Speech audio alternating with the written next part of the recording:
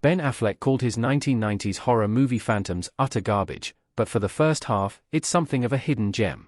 Despite being a major rival to Stephen King during the 1990s, Dean Koontz's adaptations were fairly thin on the ground. There were some good ones like Demon Seed, but for the most part, movies based on Koontz books resulted in duds like Watchers or Hideaway.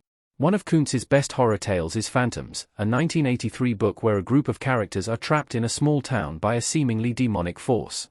There were hopes the belated 1998 adaptation would lead to a new surge in Koontz movies, but Phantoms grossed less than $6 million, or $13.5 million, when adjusted for inflation, and stands at a bleak 9% on Rotten Tomatoes. The film is largely forgotten now too, though it does have a small cult following. Ben Affleck's Phantoms is a genuinely creepy 1990s horror movie for 45 minutes. Ben Affleck, Rose McGowan, and Joanna Going in Phantoms, 1998.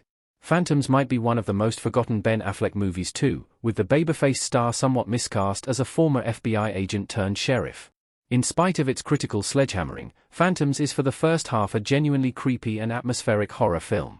It plays out like a blend of the original Silent Hill game and The Thing, with the opening scenes featuring the protagonist searching an abandoned mountain town. While it features some irritating jump scares, the tension is allowed to build, and it follows Koontz's novel in the way the mystery is teased out. There's also a startling creature attack sequence where a major star has their face eaten in a matter of seconds, which does a fine job of establishing the threat lurking within the town. Unfortunately, Phantoms makes the same mistake the book does, where the military rolls in and the story over-explains what's going on. While the science behind the Lovecraftian monster is creative, this section completely deflates the tension. Phantoms turns into a silly CGI monster creature feature by the end, and not even the introduction of screen legend Peter O'Toole can help prop it up. Roger Ebert gave Phantoms a terrible review. Gene Siskel and Roger Ebert. Roger Ebert is one of the most important movie critics who ever lived, and whether he loved or hated a film, his commentary was always welcome. The filmmakers behind Phantoms might disagree with that take, as Big Rog gave the movie a withering one-star review that tore its logic apart.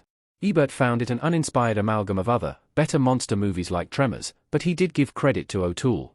Of the veteran star, Ebert stated, "It takes years of training and practice to be able to utter lines like, 'It comes from the deep and secret realms of our Earth,' without giggling."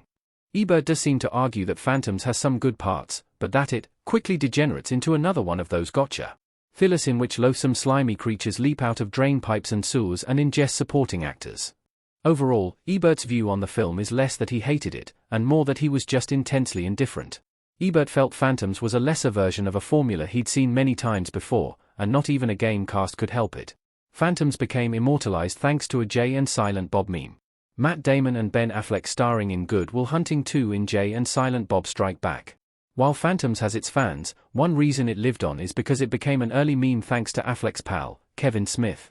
In 2001's Jay and Silent Bob Strike Back, Affleck played two roles, himself while filming the fake sequel Good Will Hunting 2, Hunting Season, and as Chasing Amy's Holden. Holden is the one who introduces Jay, Jason Mewes, and Silent Bob, Smith, to the joys of early noughties movie websites. While talking about Miramax and those kids from Good Will Hunting, Holden states that Affleck was the bomb in Phantoms, before being high-fived by Jay. After the title characters meet the real Affleck in Hollywood, Jay reiterates, "Affleck, you the bomb in Phantoms, yo." For a film loaded with cameos and Easter eggs, Jay and Silent Bob Strike Back's Phantom gag is one of the funniest. It's bizarre and random on one hand, but Mewes and Affleck's commitment to the bit makes it sing. Ben Affleck also hated Phantoms. Ben Affleck looks puzzled in a scene from Phantoms. Image via Dimension Films. Jay and Silent Bob Strike Back's Phantoms riff is all the funnier now, considering the way Affleck has slated the film. Considering it was his first movie after the acclaimed Good Will Hunting, Affleck was likely embarrassed his next effort involved chasing a monster around a sewer. In 2025, Affleck reflected on Phantoms in GQ, where he revealed that he loved getting stoned with Peter O'Toole, but he didn't think much of the final product. He also highlights that he was completely wrong for the role he played too.